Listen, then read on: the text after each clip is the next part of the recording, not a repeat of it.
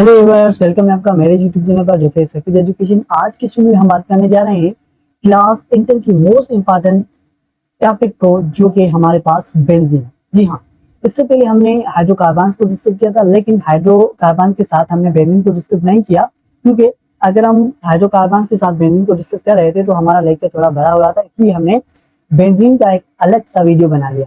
तो viewers, start करते हैं आज का वीडियो। फर्स्ट ऑफ ऑल हम देखते हैं बेंजीन की इंट्रोडक्शन को। बेंजीन जो होता है वो सिंपलेस्ट एरोमेटिक कंपाउंड्स है, और एरोमेटिक कंपाउंड्स ऐसे कंपाउंड्स होते हैं जो कि साइक्लिक मैनर में होते हैं। तो बेंजीन ऐसे कंपाउंड से बिलोंग करती है जो कि साइक्लिक मैनर में होते हैं। It is a colourless. जो बेंजीन होता है उसके पास कोई भी कलर नहीं होता। Benzene is a colourless and carcinogenic ऐसे सब्सटेंस होते हैं जो कैंसर कॉज करवाते हैं इन लिविंग ऑर्गेनिजम्स में। तो बेंजीन भी इस कार्सिनोजेनिक कंपाउंड्स और सब्सटेंस कहलाता है, क्योंकि बेंजीन भी लिविंग ऑर्गेनिजम्स में कैंसर को कॉज करवाता है। एंड उसके बाद देखो, बेंजीन जो होता है वो हाईली इन्फ्लेमेबल लिक्विड होता है। This is benzene is a liquid form and benzene highly inflammable होता है। इन्फ्लेमेबल का मतलब होता है कि ये आग को जल्दी पकड़ लेता है, जल्दी आग को कैच कर लेता है। जैसे पेट्रोल आग को जल्दी पकड़ लेता है, इसी तरीके से बेंजीन भी आग को इन्फ्लेमेबल हाईली रिएक्ट करता है। ठीक। And it Burns with black flames. जो बेंजीन होता है वो ब्लैक फ्लेम के साथ बर्न करती है। इसका रीजन ये है क्योंकि बेंजीन के अंदर high content of carbon molecule मिलते हैं। यही वजह है, यही रीजन है कि बेंजीन जो है ब्लैक फ्लेम से हाईली रिएक्ट बर्न्स करता है। बेंजीन के मॉलिक्यूलर फार्मूला से तो आप फेमिलियर होंगे। बेंजीन का मॉलिक्यूलर फार्मूला है C6H6। इसमें 6 कार्बन एंड 6 हाइड्रोजन होते हैं। It was first isolated. Benzene को सबसे पहले आइसोलेट किया था बाय माइकल फ्रेडे इन 1825 में। जी हाँ व्यूअर्स, ये माइकल फ्रेडे पहला साइंटिस्ट है जिसने बेंजीन को आइसोलेट किया था किसी सब्सटेंस से। The structure of benzene was suggested by Kukil. ये एक दूसरा साइंटिस्ट है जिसका नाम है कुकिल। इसने बेंजीन की स्ट्रक्चर को सजेस्ट किया इन 1865 में। अकॉर्डिंग टू हिम, कुकिल के मुताबिक जो बेंजीन होता है वो साइक्लिक मैनर में होता है, लेकिन वो हेक्सागोनल मॉलिक्यूल है। हेक्सा का मतलब होता है 6, जिसमें 6 एंगल्स पाए जाए, उस ऐसे सब्सटेंस को हम बेंजीन कहते हैं। विद अल्टरनेटिव डबल बॉन्ड्स के साथ। बेंजीन की ऐसी स्ट्रक्चर है कि वो हेक्सागोनल मॉलिक्यूल है, लेकिन उसमें डबल बॉन्ड्स होते हैं, लेकिन वो अल्टरनेटिव फॉर्म में होते हैं। अल्टरनेटिव फॉर्म में कैसे, तो ये आगे चल के हम इसको डिस्कस करते हैं। ठीक है, यहाँ पर इसको आप पेंडिंग में छोड़ दें। अच्छा, Huckel and certain other chemist studied on Kekule structure of benzene. Huckel के साथ और दूसरे केमिस्ट आए जो कुकिल की स्ट्रक्चर ऑफ बेंजीन को फर्दर स्टडी की, एंड उसने इंट्रोड्यूस करवाया टर्म रेजोनेंस। दरअसल रेजोनेंस टर्म हम अल्टरनेटिव डबल बॉन्ड्स के लिए इस्तेमाल करते हैं। ओके, ये जो टर्म है सबसे पहले हैकेल ने टर्म यूज किया, इंट्रोड्यूस किया उसको बेंजीन के लिए। विद इन बेंजीन मॉलिक्यूल के अंदर। Hence, the additional stability shows by benzene arises from the presence of delocalized pi electrons. जी व्यवस्थ, ये पॉइंट यहाँ पर समझने वाली पॉइंट है। देखो, बेंजीन मॉलिक्यूल जो है वो बहुत हाईली स्टेबिलिटी नेचर रखता है, क्योंकि उसका रीजन ये है क्योंकि उसमें जो पाई इलेक्ट्रॉन्स होते हैं बेंजीन के अंदर वो डीलोकलाइज करते रहते हैं। डीलोकलाइज का मतलब ये है कि वो पूरी बेंजीन के मॉलिक्यूल में घूमते रहते हैं, फिरते रहते हैं, एक जगह पर फिक्स नहीं होते। उसके बाद फिजिकल प्रॉपर्टीज ऑफ बेंजीन क्या होती हैं। देखो, बेंजीन जो हमने देखा कि बेंजीन का कोई कलर नहीं होता। बेंजीन का कलरलेस एक लिक्विड फॉर्म में होता है। ये सॉलिड नहीं होता, गैस नहीं होता, लेकिन ये लिक्विड फॉर्म में मिलता है। हैविंग मॉलिक्यूलर फार्मूला 78 ग्राम पर मोल, इसका मॉलिक्यूलर फार्मूला होता है बेंजीन का। एंड मेल्टिंग पॉइंट होती है बेंजीन की अप्रोक्सीमेटली 5.5 सेंटीग्रेड पर ये बेंजीन मेल्ट होता है। एंड इसकी बॉइलिंग पॉइंट होती है 80 centigrade. The density of benzene is 0.88 ग्राम पर सेंटीमीटर CN क्यूब। इसकी जो होता है वो डेंसिटी होती है बेंजीन की।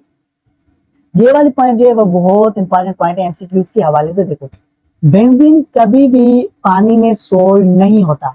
सो benzene is insoluble in water, but benzene जो होता है वो सॉल्युबल होता है अपने जैसे सॉल्वेंट्स में, जैसे कि ईथर हो गया, इसमें बेंजीन सॉल्व हो जाएगी।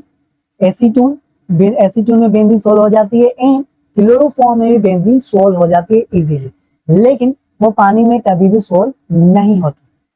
ठीक है व्यूअर्स, उसके बाद हम बात करते हैं molecular orbital structure of benzene के, कि बेंजीन की क्या स्ट्रक्चर होती है। देखो, बेंजीन कंसिस्ट 6 कार्बन एटम। मैंने आपको रिसेंटली बताया कि बेंजीन में 6 कार्बन होते हैं एंड 6 हाइड्रोजन होते हैं इन रिंग फॉर्म में। हमेशा याद रखिए कि वो रिंग फॉर्म में होंगे। उस बेंजीन के अंदर जितने भी कार्बन होते हैं उनकी हाइब्रिडेशन होती है sp2 हाइब्रिडेशन। ये यहाँ पर ध्यान देने वाली बात है कि बेंजीन के अंदर जितने भी कार्बन होते हैं वो sp2 हाइब्रिडेशन नेचर रखते हैं, and it has 3 sp2 hybrid orbitals भी होते हैं।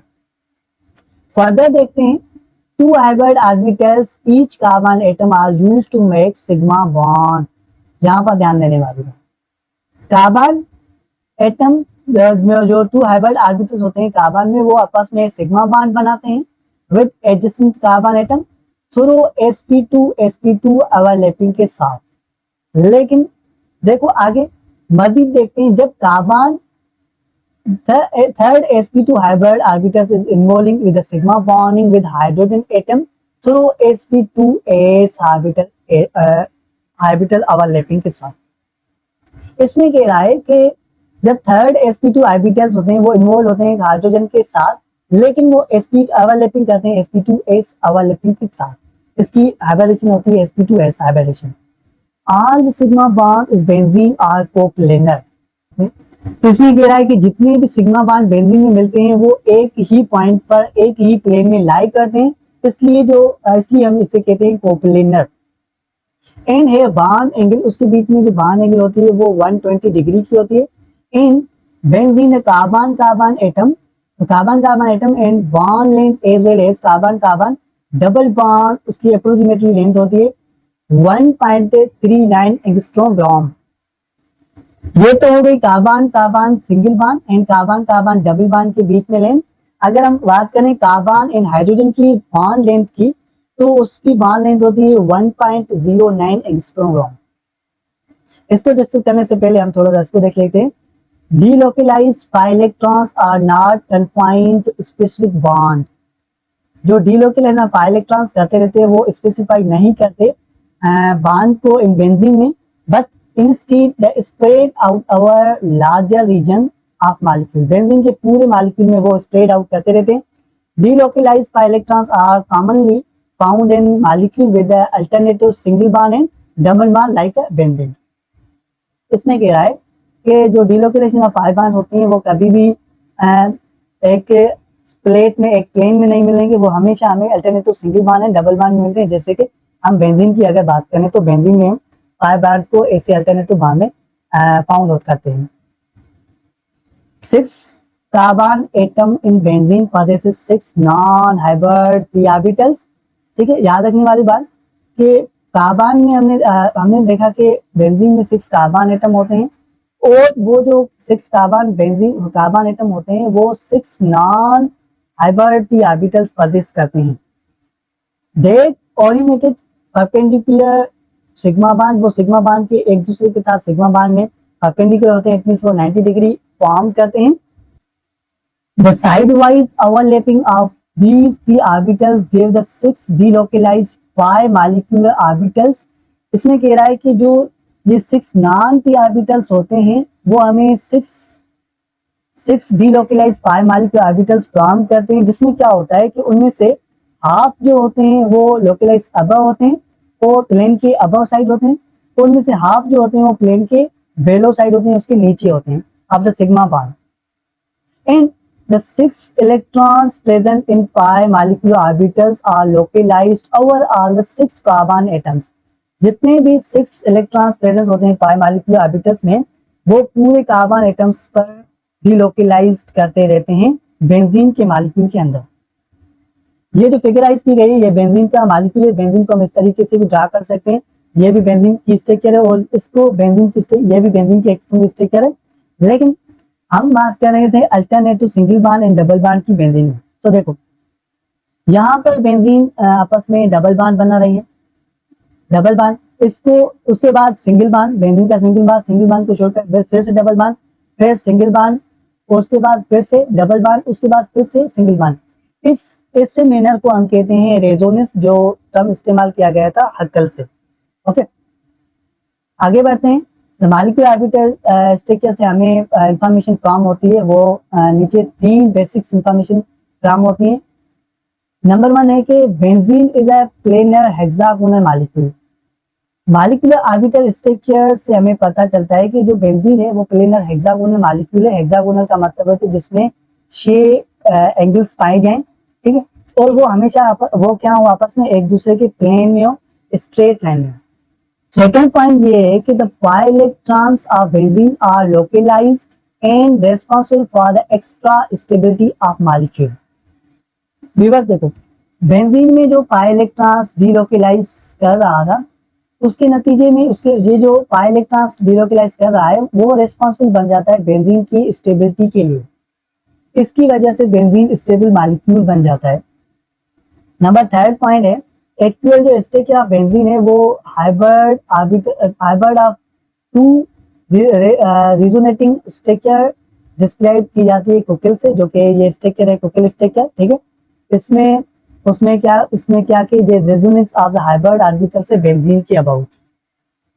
देन हम बेंजीन के रिएक्शंस को देखते हैं कि किस तरीके से बेंजीन रिएक्शंस परफॉर्म करता है।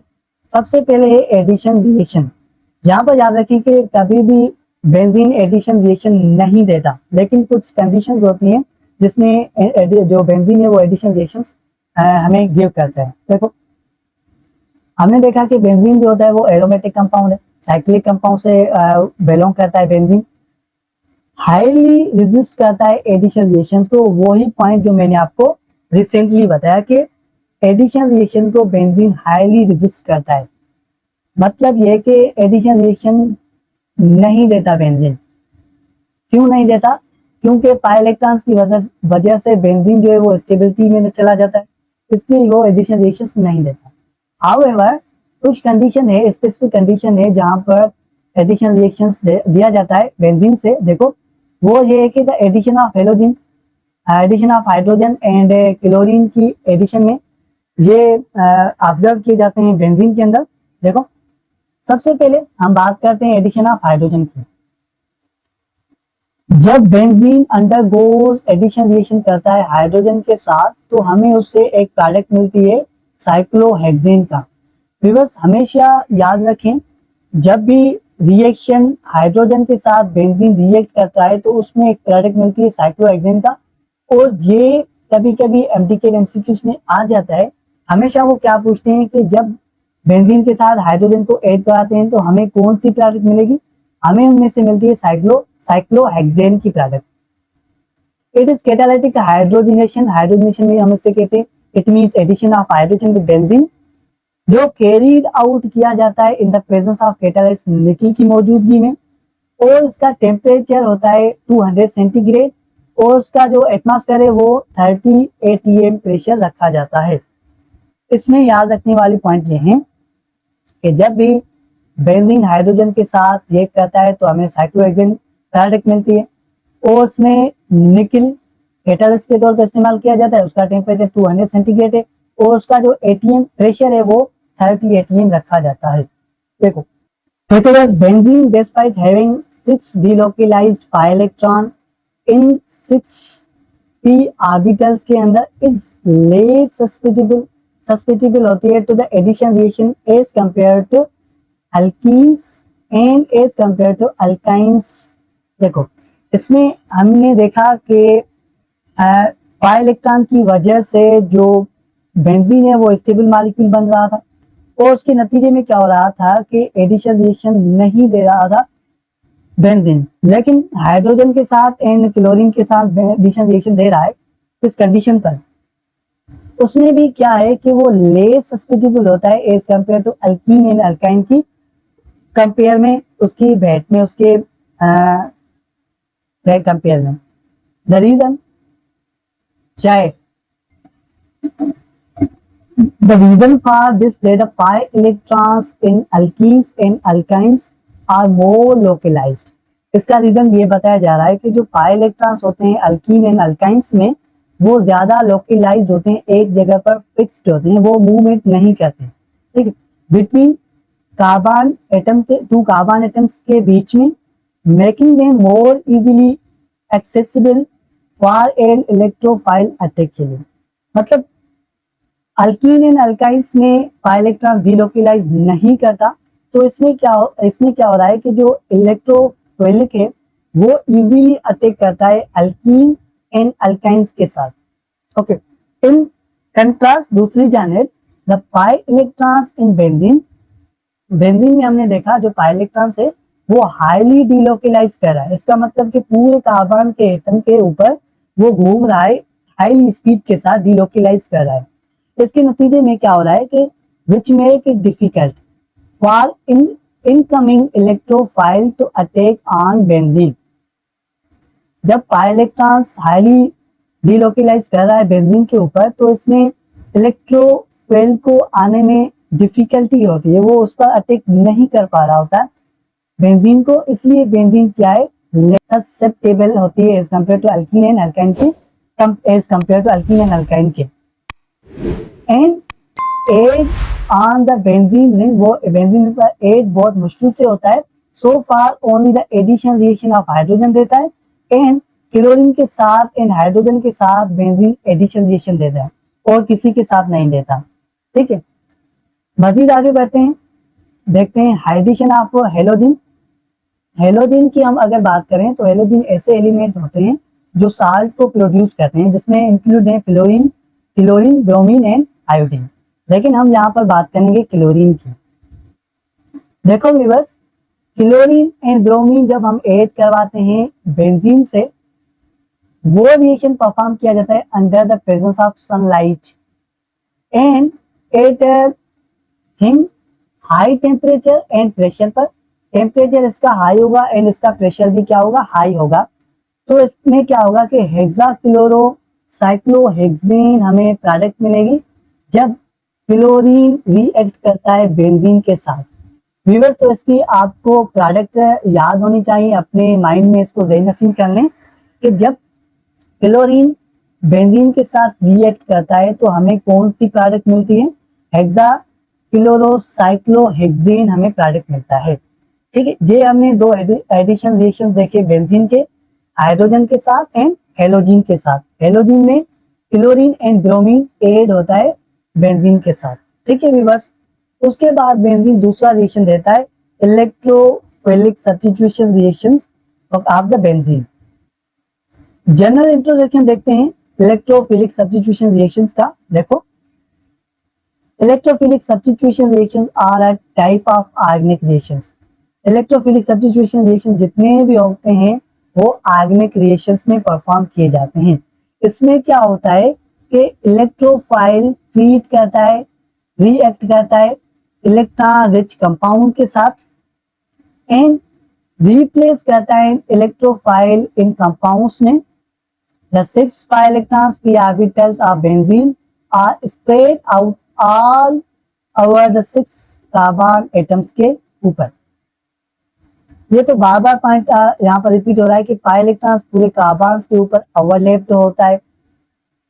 This make benzene less reactive, और यही रीजन होता है कि बेंजीन जो होता है वो लेस रिएक्टिव बन जाता है पाई इलेक्ट्रॉन की वजह से। Towards addition reactions and more reactive होता है इलेक्ट्रोफाइलिक सब्स्टिट्यूशन रिएक्शंस में। बस यहाँ पर ध्यान देने वाली बात ये है कि हमेशा एडिशन रिएक्शन में बेंजीन लेस रिएक्टिव होता है, जबकि वो जब इलेक्ट्रोफिलिक सब्स्टिट्यूशन रिएक्शन परफॉर्म करती है बेंजीन तो वो उसमें हाईली रिएक्टिव होता है।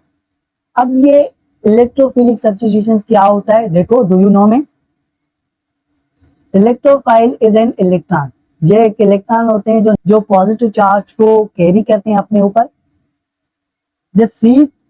गेन इलेक्ट्रॉन, जो इलेक्ट्रॉन को हासिल करते हैं, सब कॉमन एग्जांपल्स होते हैं इलेक्ट्रोफाइल के, जैसे कि क्लोरो केटाइन हो गए, alkyl cation, acyl cation, nitro nitronium ion and sulphonium ions जो होते हैं, these are example of electrophile substitution reaction. मजीद आगे बढ़ते हैं, हम एक जनरल रिएक्शन देखते हैं इलेक्ट्रोफाइलिक सब्स्टिट्यूशन रिएक्शन का। देखो हमारे पास इलेक्ट्रो सब्स्टिट्यूशन रिएक्शन है और कुछ भी स्पीशीज है यहाँ पर जो कैटालाइस्ट की मौजूदगी में रिएक्शन परफॉर्म कर रहे हैं, तो हमें उसमें एक प्रोडक्ट मिल रही है यहाँ पर। ठीक, इसके फर्दर और भी स्टेप्स होते हैं। सेकेंड स्टेप में देखो formation of aluminium ion. Electrophile attack on pi system, जब इलेक्ट्रोफाइल अटैक करता है पाई सिस्टम ऑफ बेंजीन पर, तो वो बनाता है कार्बोकेशन, ठीक है, जिसको हम कहते हैं arenium ions. This is mechanism of formation of arenium ion. इसमें क्या हो रहा है कि एक कार्बन बेंजीन का sp3 हाइब्रिडाइज में कन्वर्ट हो जाता है, hence the aromaticity of benzene has lost. इसमें बेंजीन अपनी एरोमेसिटी को लॉस कर देता है। हमने पीछे देखा कि बेंजीन में जितने भी कार्बन हैं वो sp2 हाइब्रिड ऑर्बिटल्स हैं, लेकिन जब आर्सेनियम आयन बनेगा तो उसमें का एक कार्बन sp3 हाइब्रिडाइज में कन्वर्ट हो जाता है। इसका थर्ड स्टेप है एब्स्ट्रैक्शन ऑफ प्रोटॉन, प्रोटॉन का बाहर निकल जाना, प्रोटॉन का बाहर लॉस हो जाना।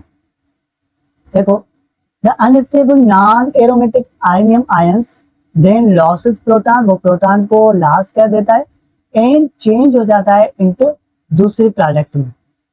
यहाँ पर कोई भी प्रोडक्ट हो सकता है और ये रिएक्शन होगा कैटालिस्ट की मौजूदगी में। मजीद देखो इसके हवाले से एरोमेसिटी बेंजीन रिस्टोर, इसमें जो यहाँ पर देखो जो बेंजीन की एरोमेसिटी लास्ट हुई वो इस स्टेप में रिस्टोर हो जाएगी, वापस आ जाएगी। Benzene undergoes following types of electrophilic substitution reaction.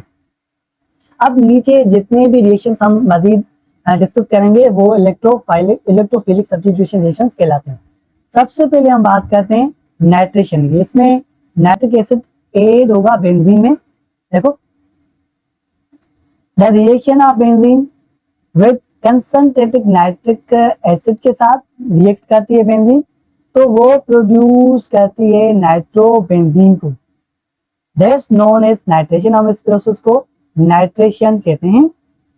This reaction is carried out at 5000 centigrade in the presence of concentration of sulphuric acid की मौजूदगी में। इसकी आपको प्रोडक्ट आनी चाहिए कि जब high concentration of nitric acid react करता है बेंजीन के साथ तो हमें नाइट्रोबेंजीन प्रोडक्ट मिलता है और इसमें जो पानी है वो माइनर प्रोडक्ट के तौर पर यहाँ पर रिलीज होता है। In this reaction the one hydrogen benzene replace होता है नाइट्रोनियम आयन से, जो कि हमारे पास एक इलेक्ट्रोफाइल है NO+2।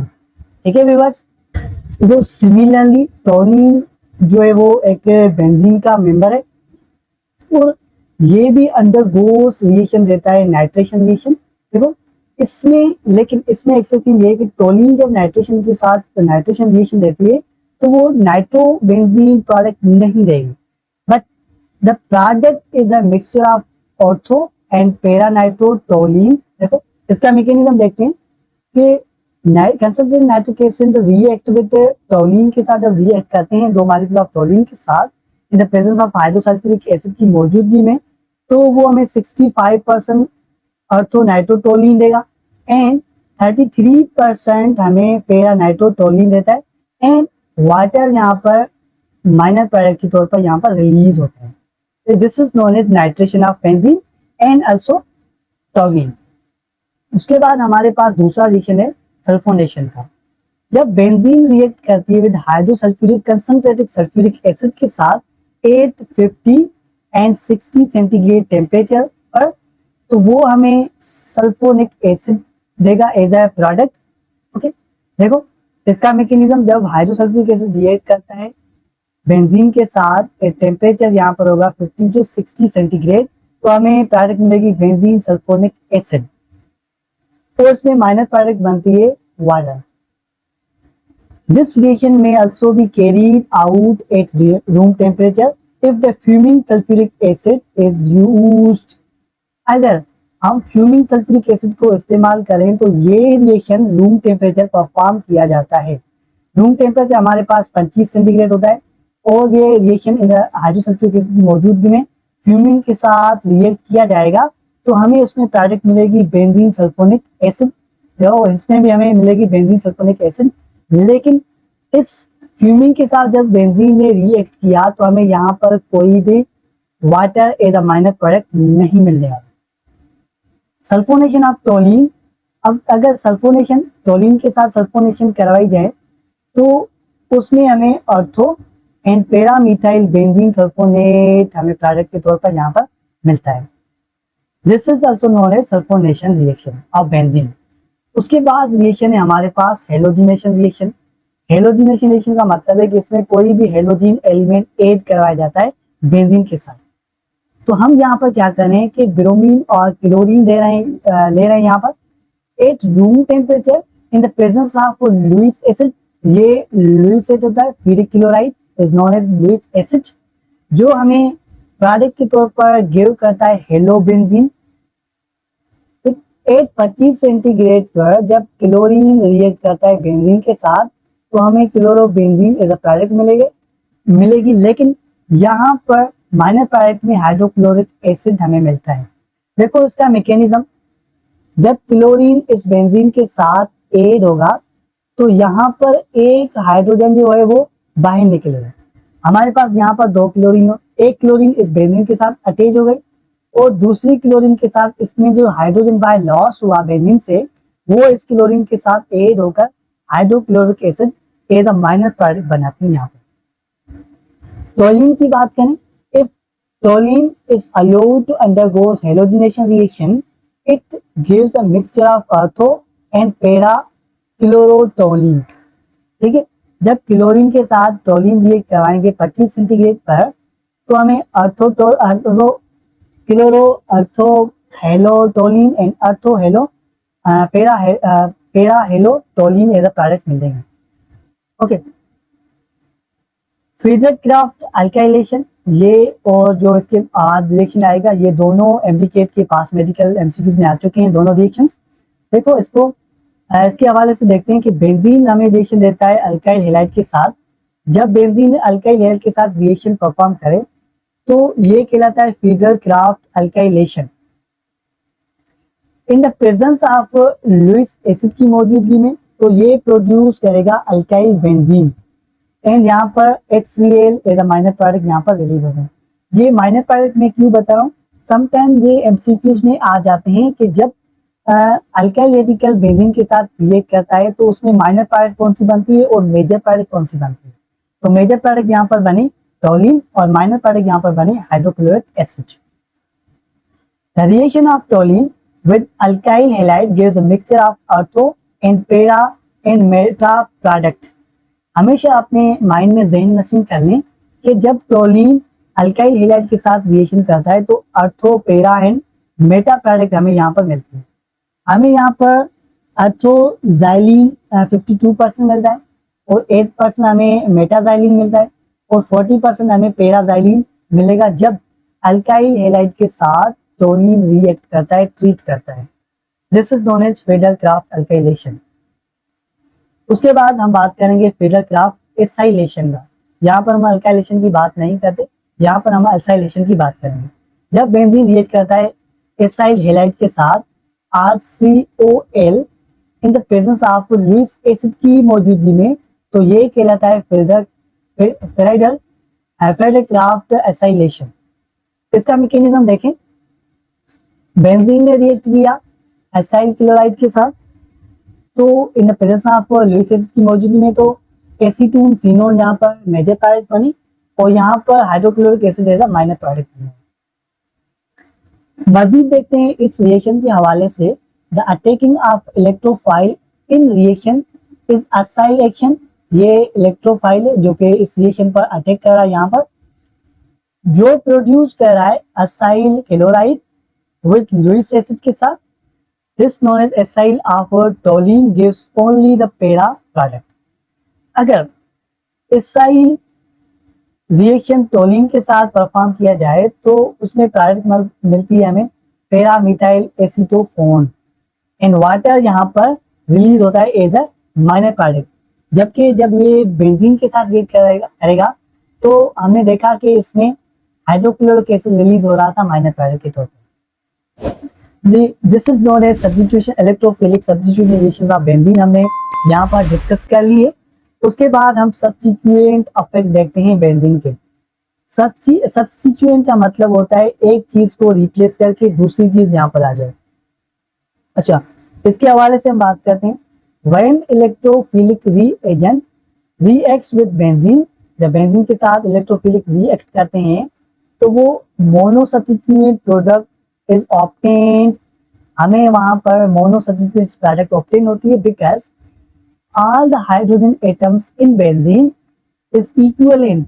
बेंजीन में जो सारे हाइड्रोजन हैं वो इक्विवेलेंट फॉर्म में होते हैं and any one of them can replaced by external electrophile. और उस बेंजीन से हाइड्रोजन हम इलेक्ट्रोफाइल से रिप्लेस करते हैं। However if the second substituent is introduce, अगर उस बेंजीन में हम सेकंड इलेक्ट्रोफिलिक सब्स्टिट्यूएंट एक्ट करते हैं, रिएक्ट कराते हैं, तो it can be substitute at any one of the remaining hydrogen atom. वो पहले वाली हाइड्रोजन को रिप्लेस नहीं करता, वो दूसरे हाइड्रोजन को रिप्लेस करने की कोशिश करता है या कर लेता है और उस हाइड्रोजन की जगह को ऑक्यूपाई कर लेता है, उसकी प्लेस को ऑक्यूपाई कर लेता है। One of three isomeric positions, उनमें से 3 आइसोमेरिक पोजीशंस बनते हैं बेंजीन के अंदर जो हमारे पास है अर्थो, पैरा एंड मेटा। ऊपर हमने रिएक्शंस में ये बार बार आ रहे थे टोलिन के साथ जब रिएक्शन हो रहा था। while it might be expected that the 3 isomers would form in approximately equal proportion। ये जो तीनों हैं अर्थो, पैरा, मेटा, ये इक्वल प्रोपोर्शन में बनते हैं बेंजीन के अंदर। The percentage the distributed produce in equal different, ये जो इनकी जो डिस्ट्रीब्यूशन होती है वो क्वाइट डिफरेंट होती है एक दूसरे से। अगर हम अर्थो, पैरा एंड मेटा की लोकेशन की बात करें तो हम इस पर समझते हैं इसको। यहाँ पर बेंजीन के साथ कोई भी अल्काइल रेडिकल अटैच हो सकता है, ठीक है। यहाँ पर हाइड्रोजन तो रिलीज हो गए, लेकिन अगर सेकंड इलेक्ट्रोफाइल सब्स्टिट्यूट आ जाए तो वो यहाँ पर अटैक करता है। ये वाली पोजीशन लोकेट कहलाती है अर्थो एंड ये कहलाती है पैरा, और ये जो बीच वाली होती है ये कहलाती है मेटा। और मेटा की मीनिंग हमेशा याद रखें, मेटा का मतलब होता है बिटवीन। पहले अर्थो, उसके बाद पैरा, बीच में जो आता है वो मेटा आता है, ठीक है व्यूअर्स। आगे बढ़ते हैं। It is because the first substitution influence the position occupied by incoming electrophilic reagents, ठीक है। इसका मतलब ये कि ये पहले सब्स्टिट्यूशन पर पोजीशन पर अफेक्ट करता है। अच्छा, इस सब्स्टिट्यूशन रिएक्शन के अफेक्ट को देखते हैं। The effect of the first substitution reaction on the incoming electrophilic reagents is known as substitution effect, या हम इसको कहते हैं ओरिएंटेशन। ओरिएंटेशन का मतलब होता है डायरेक्शन, ठीक है। This is known as orientation of benzene. Generally the substitutions mono substituted benzene provide करता है हमें direction towards ortho, para and meta positions पर। ये बात मैं एक बार फिर से इसको रिवील कर रहा हूं। यहाँ पर देखो, सब्स्टिट्यूएंट अफेक्ट इसको कहते हैं कि अगर फर्स्ट सब्स्टिट्यूशन रिएक्शन अफेक्ट हो इनकमिंग इलेक्ट्रोफाइलिक रिएजेंट का किसी बेंजीन पर, तो वो कहलाता है सब्स्टिट्यूशन अफेक्ट, या हम उसको ओरिएंटेशन ऑफ बेंजीन कहते हैं। इसको हम इसका मैकेनिज्म पर समझते हैं। इसको देखो, बेंजीन पर कोई इलेक्ट्रोफिलिक सब्स्टिट्यूट आया, उसने इसकी पोजीशन को यहाँ पर क्या कर लिया, ऑक्यूपाई कर लिया, ठीक है। अगर दूसरा इलेक्ट्रोफिलिक सब्स्टिट्यूट आए तो वो यहाँ पर अटैच नहीं होगा, लेकिन ये दूसरी पोजीशन पर चला जाएगा जो जहाँ पर ये हमने देखा यहाँ पर कि ये अर्थो कहला रही है, ठीक है। ये जो है वो इस पोजीशन पर आके अटैक करेगा जो हम इसे कहते हैं अर्थो पोजीशन, ठीक है। जो थर्ड इलेक्ट्रोफिलिक सब्स्टिट्यूट आएगा वो पैरा पर अटैक करेगा, सॉरी मेटा पर अटैक करता है, एंड जो थर्ड इलेक्ट्रोफिलिक सब्स्टिट्यूशन आएगा वो पैरा पर जाके अटैच हो जाएगा, वहां पर बेंड हो जाएगा, टुवर्ड्स हो जाएगा। This is known as substitution effect. अब अर्थो पैरा डायरेक्टिंग ग्रुप की बात करते हैं और उसके बाद हम बात करेंगे मेटा डायरेक्टिंग ग्रुप की। सबसे पहले हम बात करते हैं अर्थो para directing group. These substituents groups when attached to benzene ring, जब बेंजीन रिंग के साथ अटैच होते हैं तो डायरेक्ट इनकमिंग इलेक्ट्रोफाइलिक सब्स्टिट्यूशंस बैंड हो जाते हैं, टूवर्ड्स हो जाते हैं अर्थो एंड पैरा पोजीशन पर। हमें इस पॉइंट से ही पता चल रहा है कि यहाँ पर अर्थो एंड पैरा डायरेक्टिंग ग्रुप की बात कर रहे हैं। जब भी कोई भी यहाँ पर इलेक्ट्रोफिलिक आएगा तो वो अर्थो एंड पैरा पर अटैच हो जाएगा। दे इंक्रीज इलेक्ट्रॉन डेंसिटी, वो क्या करते हैं, यहाँ पर ध्यान देने वाली बात ये कि अब ये अर्थो एंड पैरा डायरेक्टिंग क्या करते हैं, वो इलेक्ट्रॉन की डेंसिटी को इंक्रीज कर देते हैं, बढ़ा देते हैं।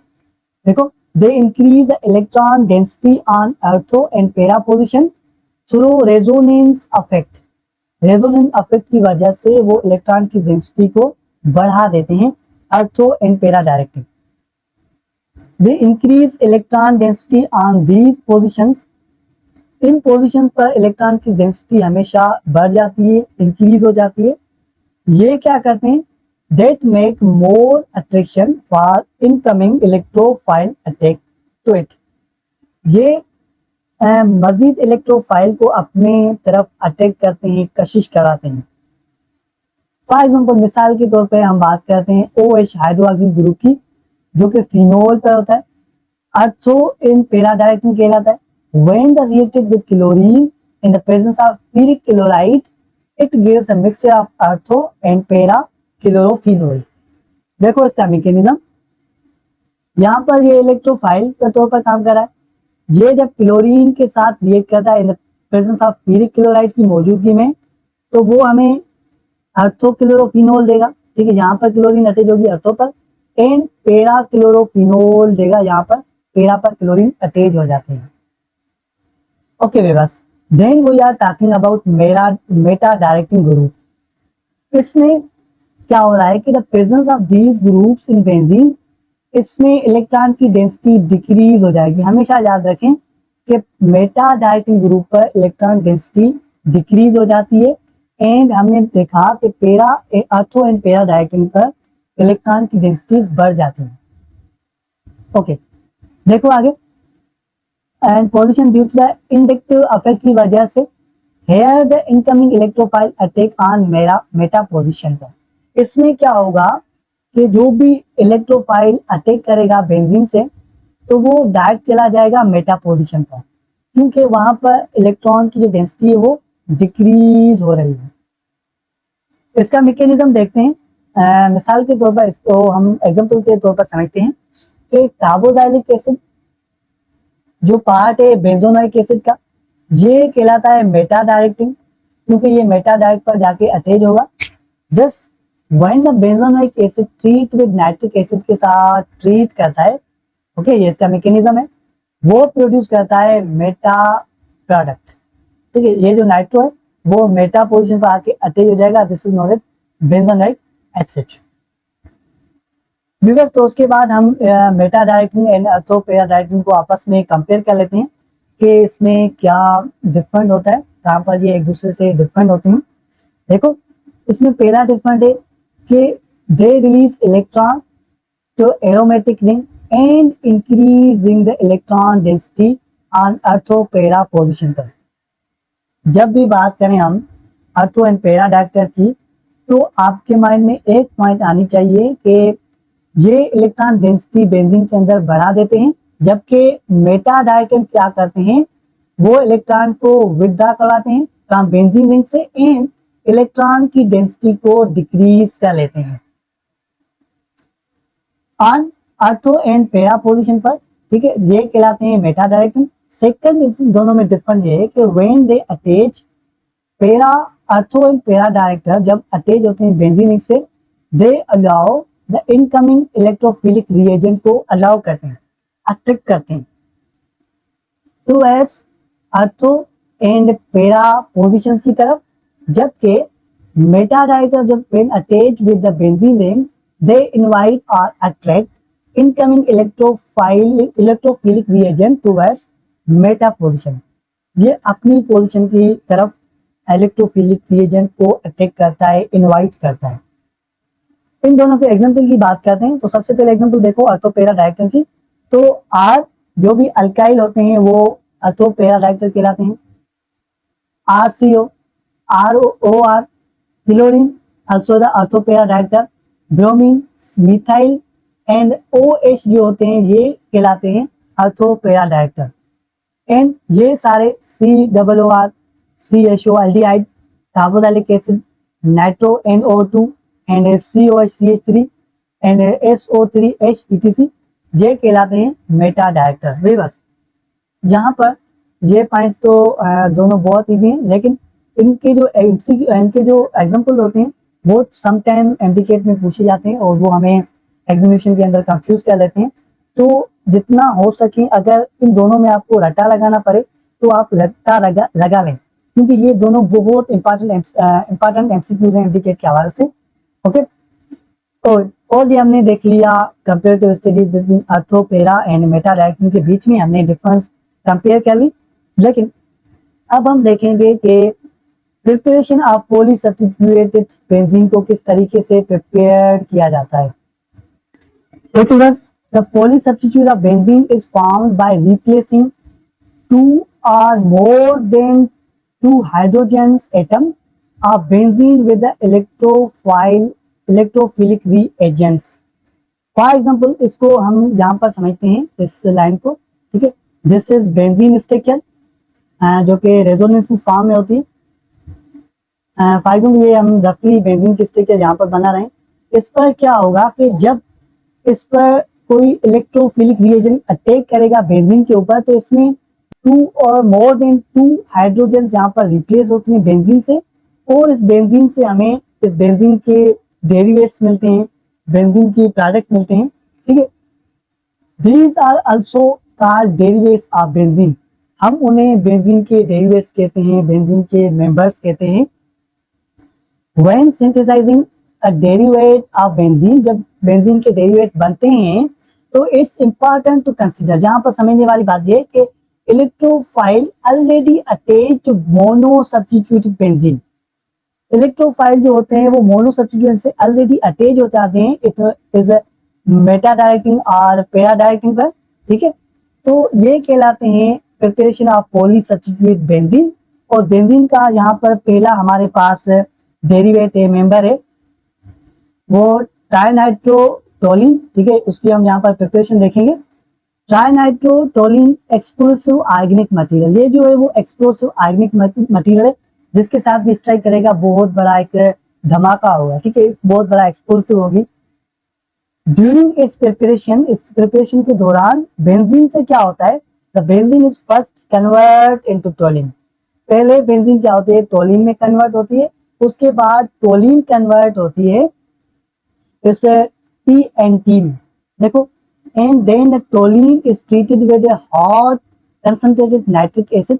जब वो टोलिन कंसंट्रेटेड नाइट्रिक एसिड से रिएक्ट करता है, since CH3 methyl group toluene is ortho para directant invite करता है NO2 को, जो कि इलेक्ट्रोफाइल फिलिक रिएजेंट है यहाँ पर, ऑफ नाइट्रिक एसिड का, टूवर्ड्स बेंड हो जाता है अर्थो एंड पैरा पोजीशन पर।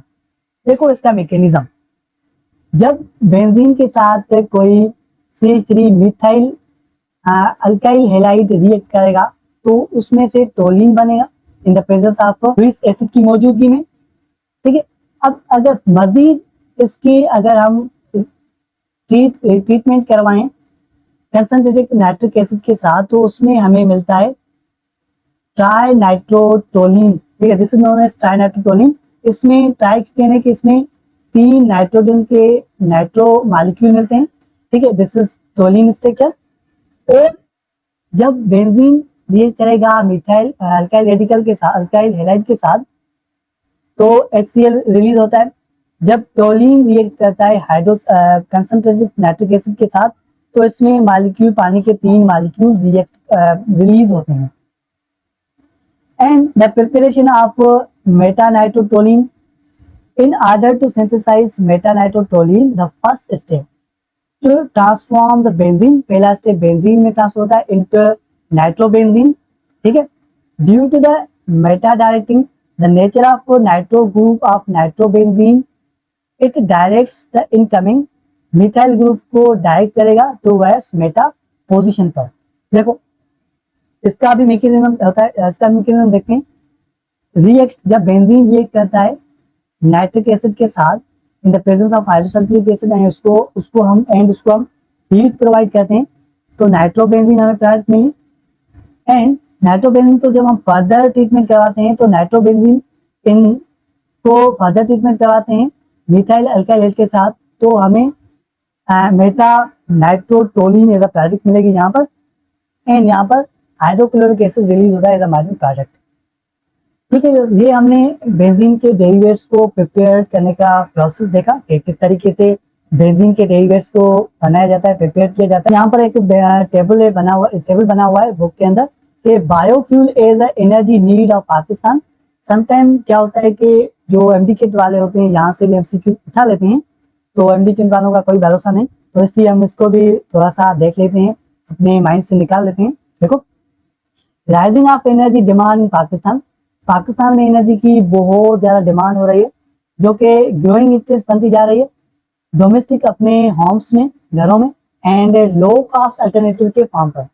Biofuel is a type of renewable energy derived from organic material known as biomass.